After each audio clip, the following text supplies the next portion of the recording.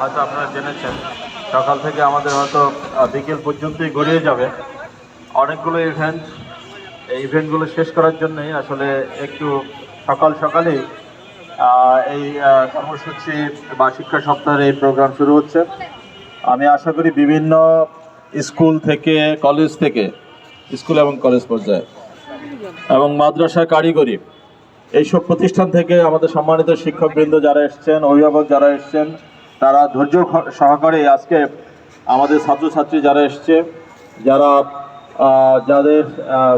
ট্যালেন্টকে এখানে দেখানোর জন্য, মেধা বিকাশের জন্য যারা এসছেন,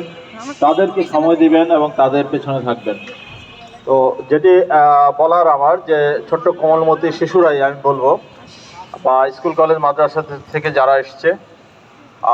নিজেকে নিজের সুকুমার বৃত্তি বা প্রতিভা বিকাশের জন্য এই যে একটি প্ল্যাটফর্ম শিক্ষা সপ্তাহ, আমি যদি আমার স্মৃতি থেকে বলি, সে 1986 বা 87 সালে এরকমটি